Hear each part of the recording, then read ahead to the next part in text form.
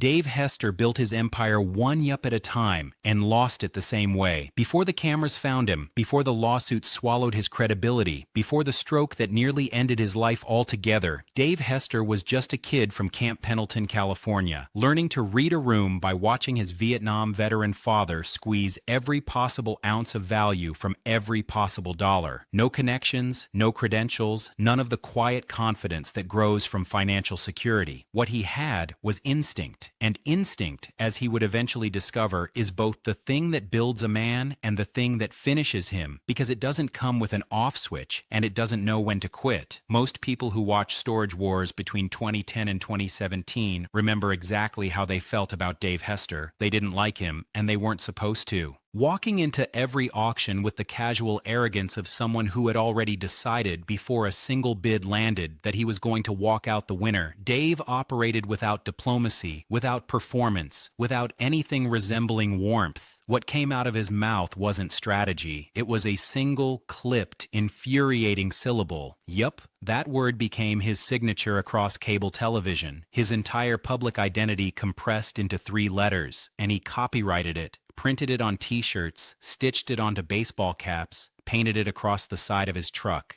Somewhere in the process of converting Dave Hester the person into Dave Hester the product, something essential disappeared, and that confusion would cost him far more than money. Born in 1964 at Camp Pendleton, Dave grew up in a household that made absolutely no room for softness. His father, a disciplinarian shaped by the Vietnam War, worked whatever job existed because the alternative wasn't something the family could afford to consider. Between his parents, they gave Dave something no business degree could have replicated: a clear-eyed understanding of how the world works for people without safety nets. You work or you fall. That understanding shaped everything that followed. As a teenager, he began attending small auctions alongside his father, not as weekend entertainment, but as field training in human psychology. Watching sellers, watching buyers, learning to separate genuine interest from performance and real desperation from manufactured urgency. These were the skills being sharpened in those rooms. Value, he came to understand, is never fixed. The same object in identical condition can carry entirely different worth depending on who wants it, how badly they want it, and who else is standing in the room. That education, absorbed across dozens of dusty auction floors in California, became the foundation of everything that came after. By 1986, Dave had attended his first storage unit auction, and that format hit him differently than anything else he'd encountered. You stood at a doorway, the unit opened in front of you, and seconds were all you had to assess a room full of unknown objects, calculate potential value, and commit financially to a decision built almost entirely on pattern recognition and nerve. No touching, no searching, no questions. Just the open door and the clock. Most people found that setup paralyzing, and that's when Dave realized he'd been training for exactly this without knowing it. A furniture store followed in the years after, reselling items pulled from clearance sales and storage units, moving slowly and without glamour. None of that mattered compared to what happened in 2005.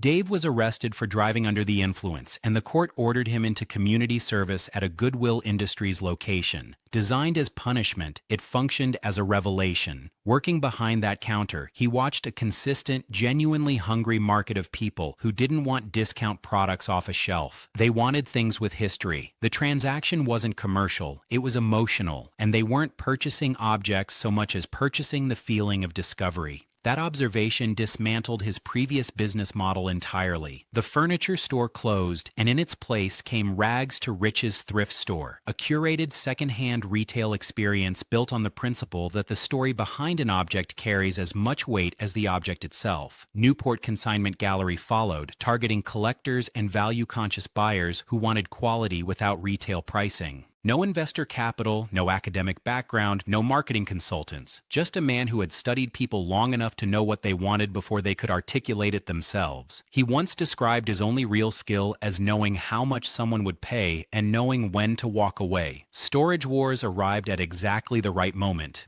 A&E was building a reality television series around storage unit auctions and needed personalities who could carry unscripted tension across an entire season. What they got from Dave Hester wasn't simply a personality. They got a man who had been training for televised conflict his entire adult life without knowing it. From the opening episodes, Dave didn't ease into the show. He took ownership of it. His bidding strategy ran aggressive and deliberately provocative, at times openly designed to drive prices upward for competitors, purely to watch frustration register on their faces. The tension between Dave and Daryl Sheets and his son Brandon became the show's most reliable engine, arguments escalating into sarcasm, sarcasm curdling into confrontations, and confrontations giving the editors exactly what they needed to keep audiences coming back. At its peak, Storage Wars pulled millions of cable television viewers per episode, with Dave Hester sitting at the center of all of it, not because audiences admired him, but because they could not stop watching him. Being the person audiences love to hate is an extraordinarily valuable position on a reality television show, and Dave held that position with total conviction. That's where the story changes permanently. In December 2012, Dave filed a $750,000 lawsuit against A&E and the production company behind Storage Wars. Producers, according to the filing, had been secretly planting valuable items inside storage units before filming to manufacture the dramatic discoveries that gave the show its appeal. Certain weaker contestants, Dave also claimed, were being financially compensated to keep bidding on units. The most inflammatory detail: that production had subsidized plastic surgery for a female cast member specifically to increase her viewer appeal. Spread across entertainment media within hours, A&E responded hard and fast, arguing that Storage Wars was entertainment, not a regulated competition, and that nowhere had it ever claimed to operate under pure, unmanipulated reality. What they also suggested was that Dave's motivations had less to do with exposing injustice and more to do with extracting leverage from a contract renegotiation that hadn't gone his way. March 2013 brought a court ruling that dismissed the majority of Dave's claims, including the anti-competitive conduct allegation.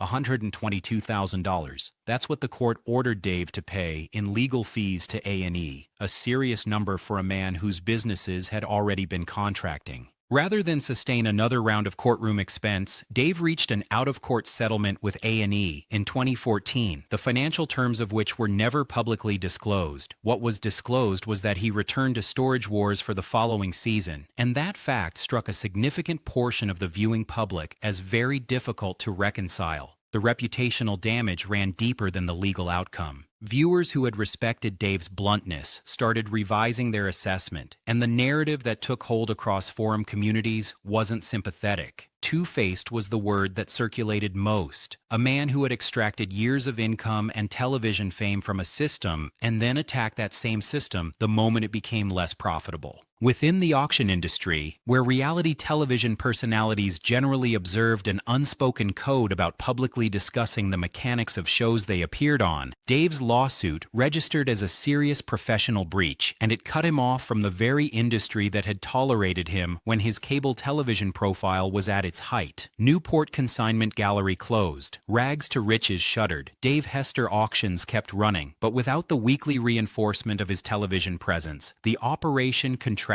steadily. Then, in 2015, a physical confrontation between Dave and auctioneer Dan Dodson escalated beyond argument. Dave struck Dan, and Dan's wife Laura had to physically intervene. TMZ got the footage, moved it fast, and the public response was total. Whatever remained of any whistleblower framing around Dave Hester ended that day. His last episode of Storage Wars aired in April 2017, titled The Nutty Appraiser. No farewell, no closing statement from the production, no acknowledgement from Dave that he was leaving. He simply stopped appearing, and the show continued without him. Late 2018 brought a stroke, a significant cerebrovascular event triggered by a combination of untreated high blood pressure and sleep apnea that had gone unmanaged across years of chronic stress. The hemorrhage left Dave unconscious and hospitalized. No significant motor impairment followed, but the toll on his nervous system and stamina was severe enough to make returning to his previous work routine nearly impossible. His doctors had flagged the underlying conditions long before 2018, warnings about the hypertension, the sleep apnea, the cumulative cost of sustained stress had all been delivered and all been ignored. The stroke wasn't an accident. It was a conclusion that had been building for years. After the stroke, Dave withdrew from everything public, not selectively, but entirely. No press interviews, no official statement about his departure from Storage Wars, no engagement with media coverage. Social media accounts updated occasionally with low-key posts about auction lots, food, photographs of pets. People who had worked alongside him described a transformed version of the man they had known, quieter and more focused on family and behind-the-scenes work. Dave Hester auctions kept operating in a reduced form, the large public sales replaced by smaller estate liquidations, inventory clearouts, and online platforms like Proxibid, where collector communities already knew what they were searching for. Sporadic appearances at regional fairs and swap meets followed, places where recognition still flickered in traces. In 2020, another legal setback arrived when Dave sued Public Storage over an alleged breach of contract, and the case was dismissed. The years between 2021 and 2024 passed in near total silence.